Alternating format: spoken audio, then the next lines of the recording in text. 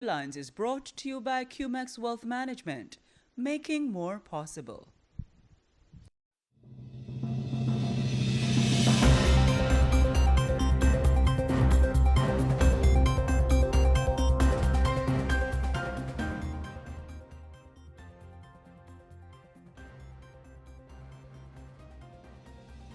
Housing promises, payment innovations, and high-stakes tech legal battles.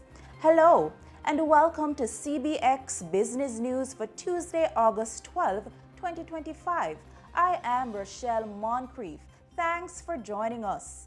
Coming up in the newscast, locally, People's National Party promise of affordable housing and mortgage access takes center stage in Jamaica's election campaign.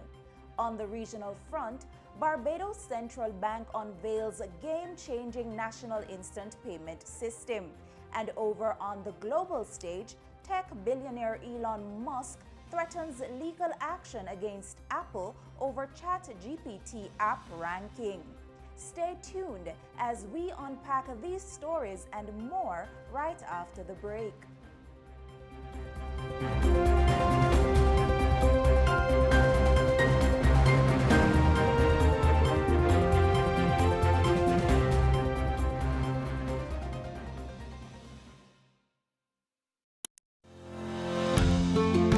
Wealth is not simply counted in dollars or cents, but in the time we spend with love, in love, giving love. Wealth is not simply a means to an end. It is the means to live out loud. Wealth is more than money.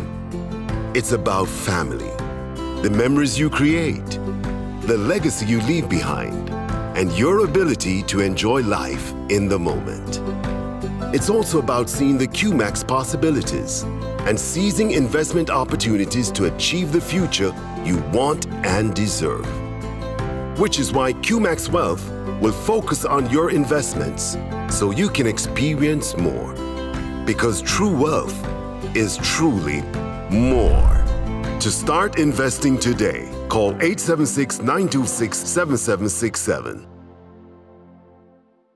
The local news is brought to you by Derriman Trading, better from the start. Development Bank of Jamaica, facilitating economic growth and development. Caribbean flavors and fragrances, tease the senses, and Pulse Investments.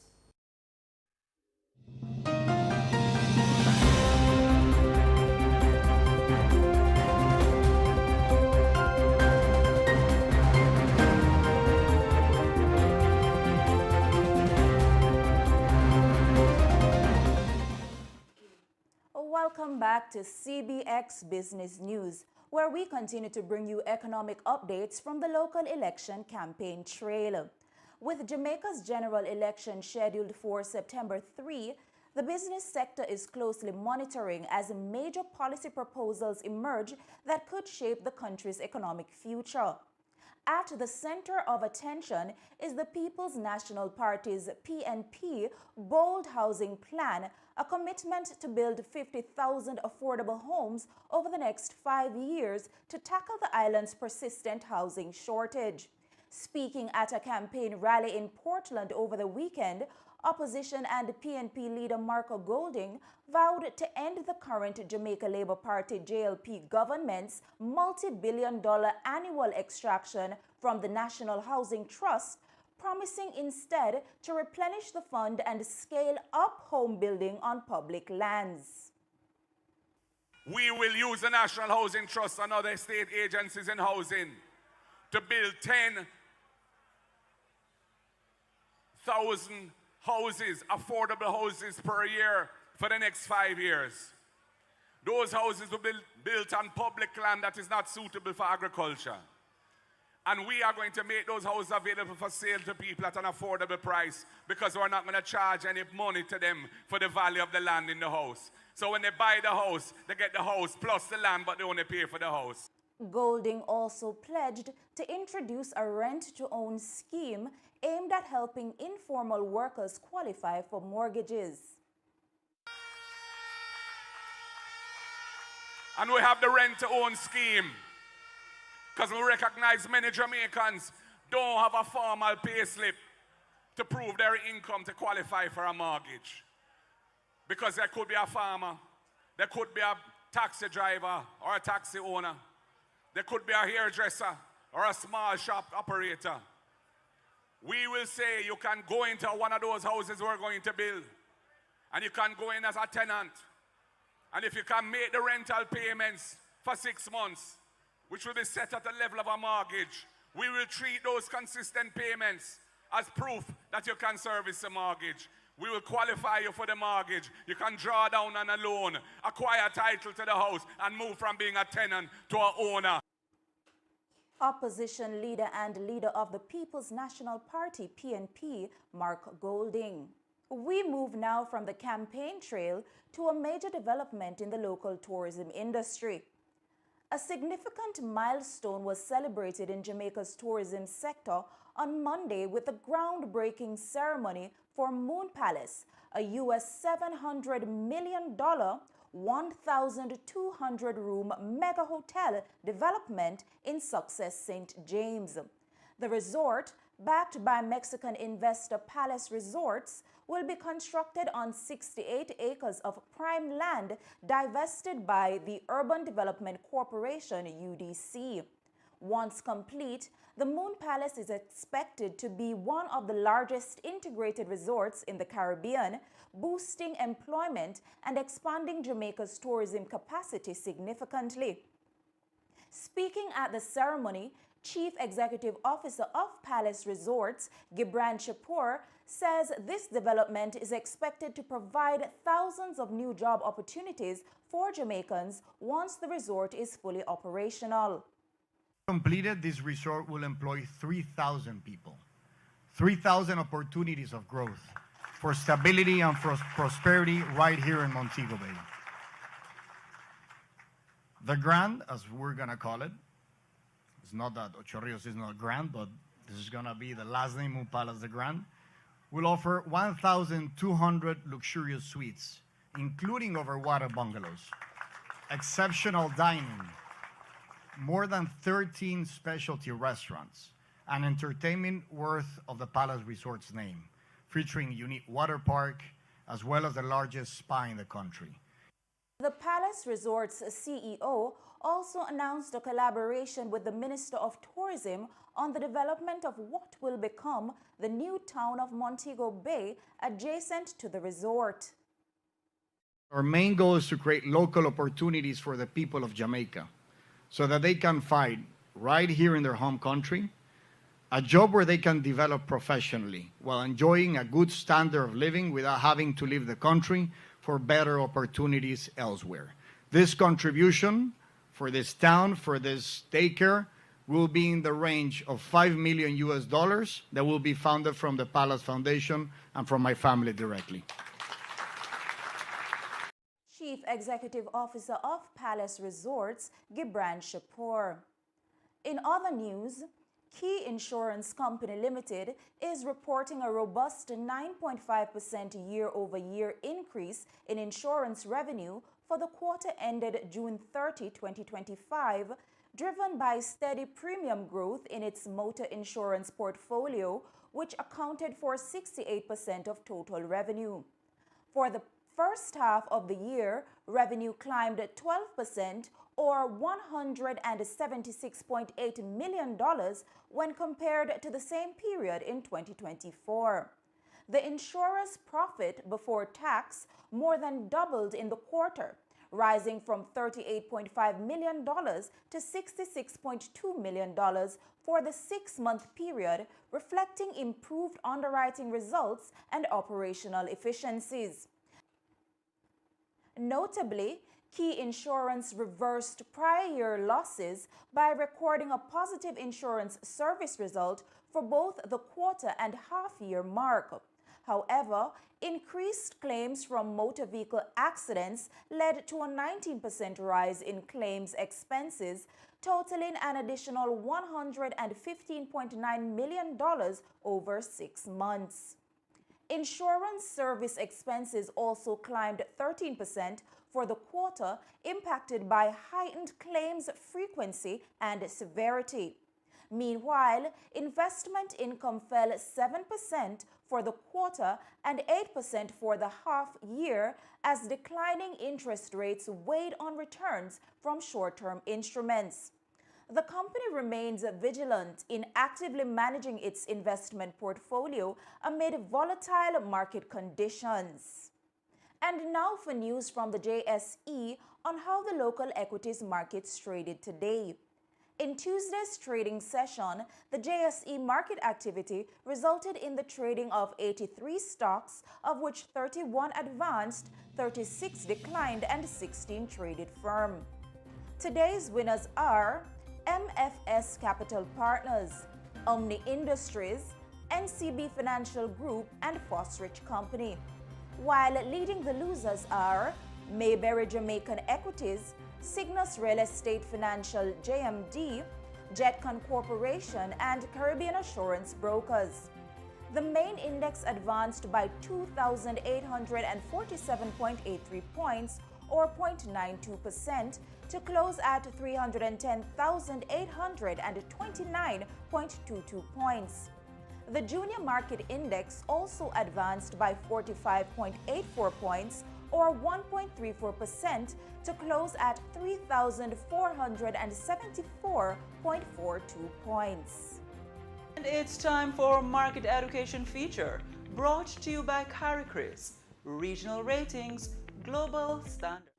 In today's Market Education Feature, we'll be looking at opportunity cost of capital. The opportunity cost of capital refers to the potential return a business sacrifices when it chooses to invest funds in an internal project instead of placing that money in a marketable security.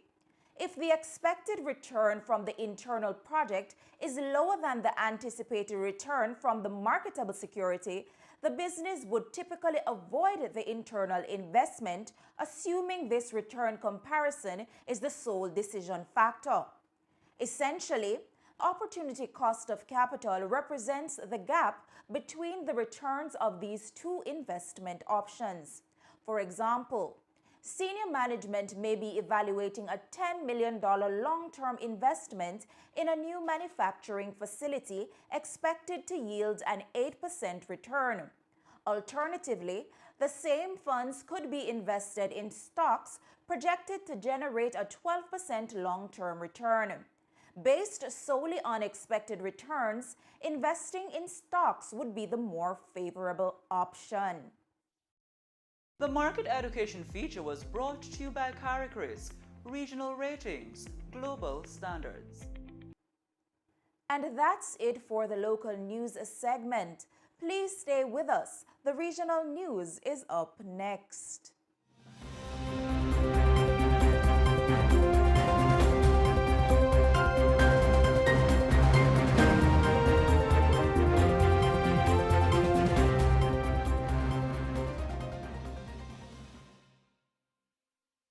The local news is brought to you by Diamond Trading, better from the start.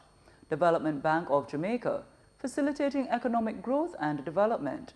Caribbean Flavors and Fragrances, tease the senses. And Pulse Investments.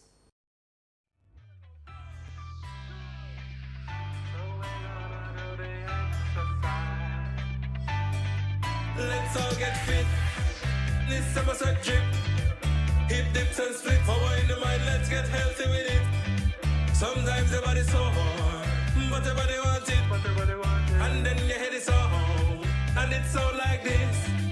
So we gotta go 1, 2, 3. One more now. 1, 2, 3. Let's go. One more now. 1, 2, 3. One more now. 1, 2, 3, go.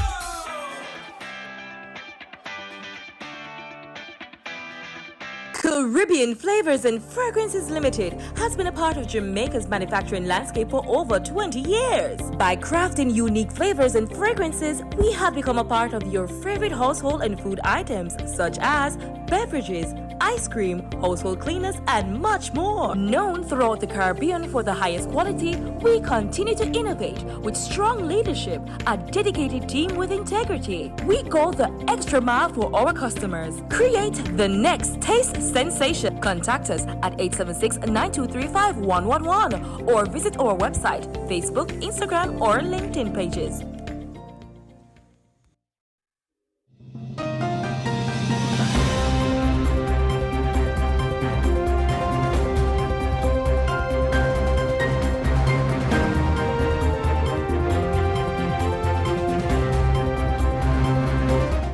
Welcome back. And now for the regional business news. As political tensions continue to heat up ahead of Guyana's general election, President and leader of the People's Progressive Party Civic, PPPC, Dr. Irfan Ali, has unveiled a comprehensive economic plan to stimulate investment and business growth in Region 7. He is promising targeted tax incentives and a dedicated development fund to support local enterprises if the PPPC is re-elected on September 1. Speaking to a crowd of supporters in the mining town of Bartica on the weekend, the president emphasized his government's commitment to creating a more favorable business environment for investors and small business owners alike in the region. Between 2015 and 2020, Region 7 was taxed down to your knees. They came after every single business. What are we going to do? We are going to give you tax incentive to invest in Region 7. Build your tourism facility, build your hotels, build your restaurants, build your mechanic shops, build your service hub. Build it, because we will help you and stand with you so you can build it, own it, and profit from it. President of Guyana and leader of the PPPC, Dr. Irfan Ali. We go now to a landmark development in Barbados' financial sector. The Central Bank of Barbados, CBB, officially launched its National Instant Payment System, IPS, marking a significant milestone in the nation's financial infrastructure. The IPS will be introduced on March 31, 2026, and is set to revolutionize the way Barbadians conduct financial transactions by enabling real-time 24/7 payments across all participating financial institutions. Speaking during the launch earlier today, CBB Governor Dr. Kevin Greenidge emphasized the transformative impact of the IPS. What it is that we are improving upon. We already have a payment system. We've already had a payment system for a while. But the payment system we have, though it serves us well, have at least two issues that we want to fix. The first issue is that it is defragmented, meaning that parts of the system, and for those who know, we call that BASHI, is housed outside the central bank.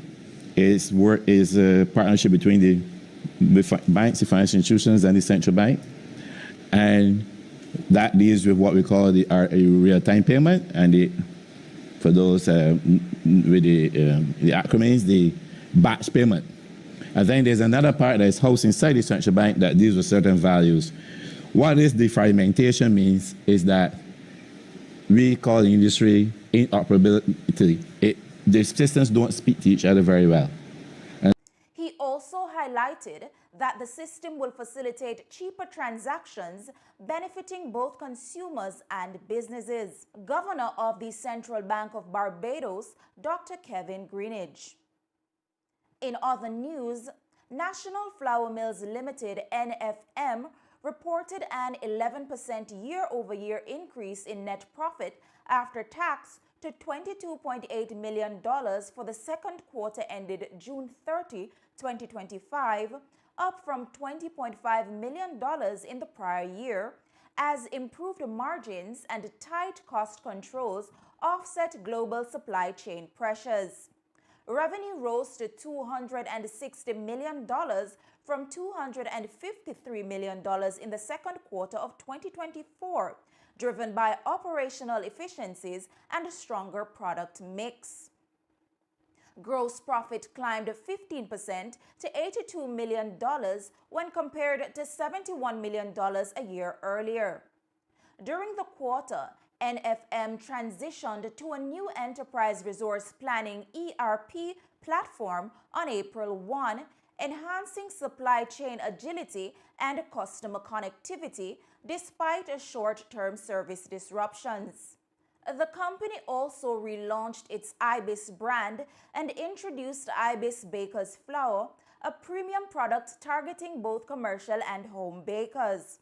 Chairman Ashmir Mohammed says NFM's strategy of pre-qualifying alternative suppliers and maintaining strategic inventory levels continue to protect cost stability and business continuity. He also reaffirmed the company's commitment to food safety, quality, and regional food security.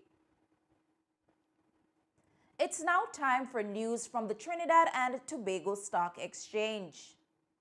Overall market activity resulted from trading in 18 securities, of which 9 advanced, 2 declined, and 7 traded firm.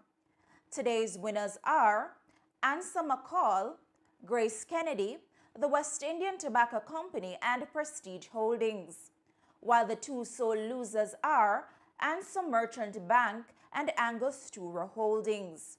Trading activity resulted in the following movements.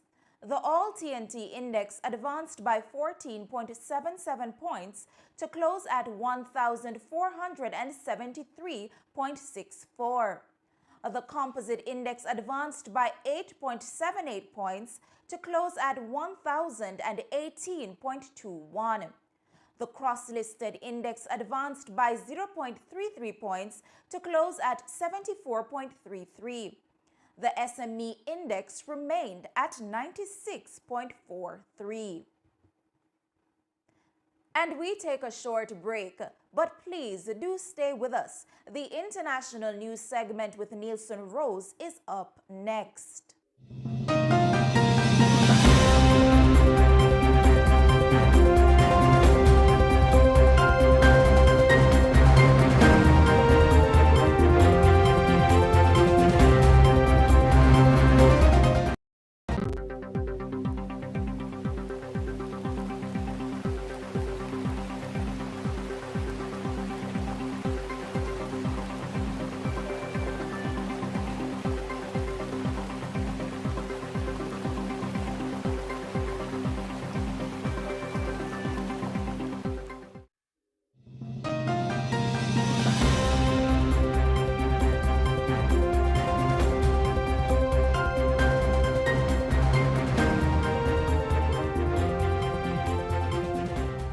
Welcome back, and thanks for staying with us. In the international news today, the annual U.S. inflation rate remained unchanged at 2.7% in July, matching June's figure and coming in just below market expectations of 2.8%, while overall price growth steadied.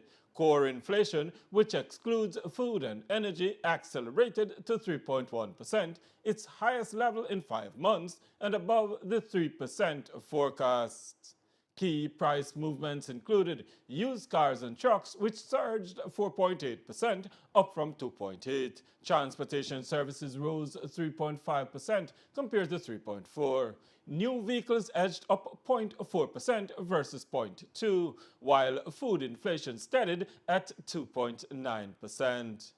Shelter inflation eased slightly to 3.7% from 3.8%, while energy prices fell further, down 1.6% compared to a 0.8% decline.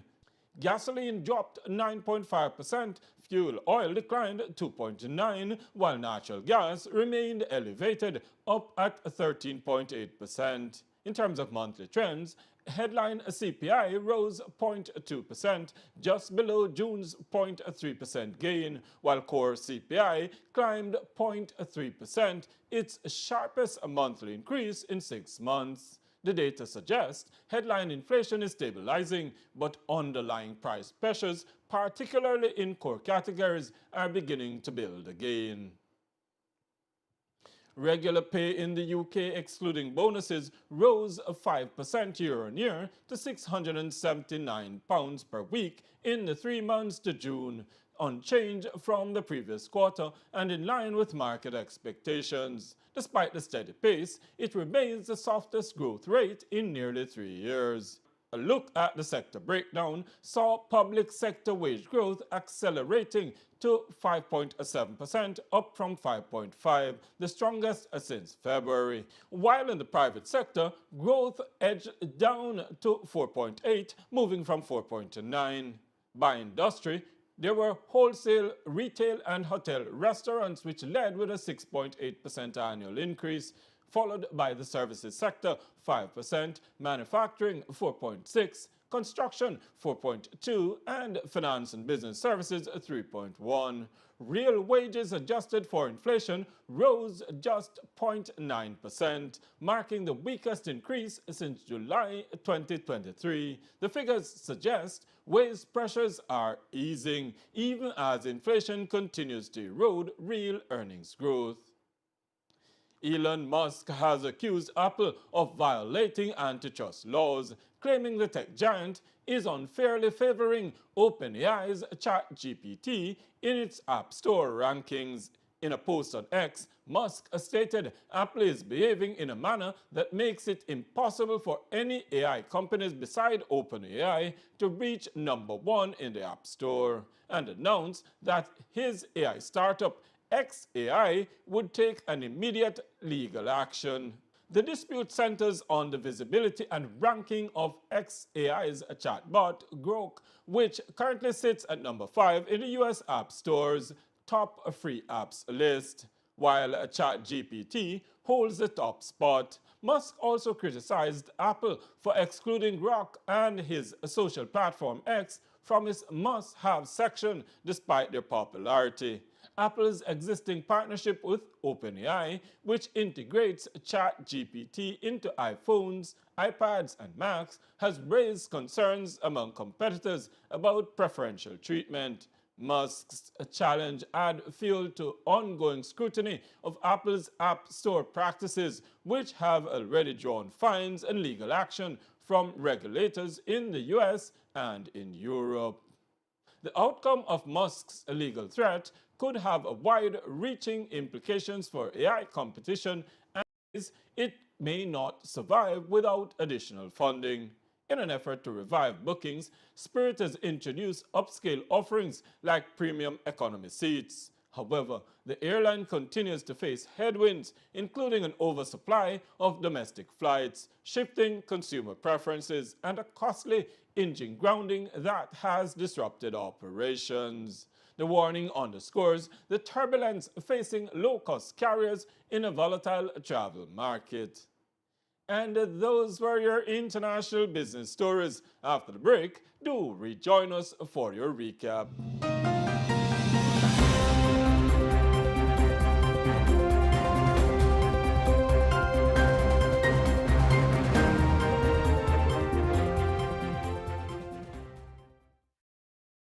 Are so much book you need for high school? I'll show you how to make sure you have all the money for my books and even some extra. It's called budgeting, Dad. Making a budget is the most important thing you can do to track your money. It keeps a record of how much you make, how much you spend, where you spend it, and most importantly, how much you can save. Write down all your income, write down all your expenses, see where you can cut down and allot more money to more important things, like saving.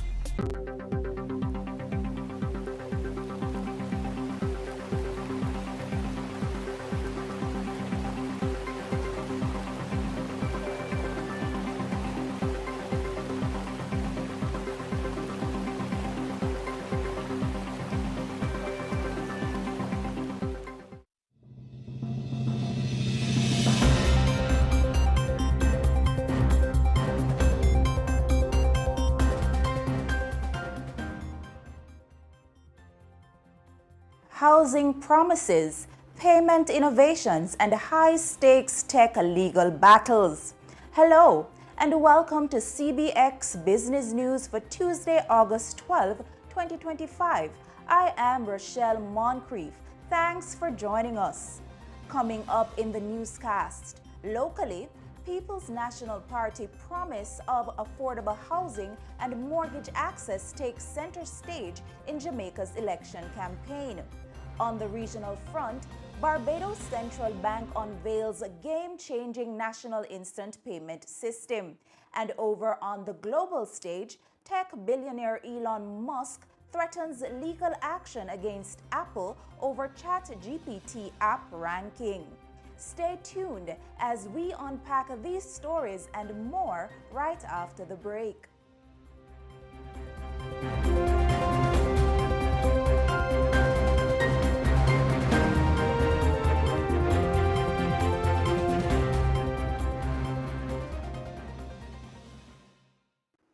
Hi, this is Erica McKenzie, Forbes business coach and trainer. Your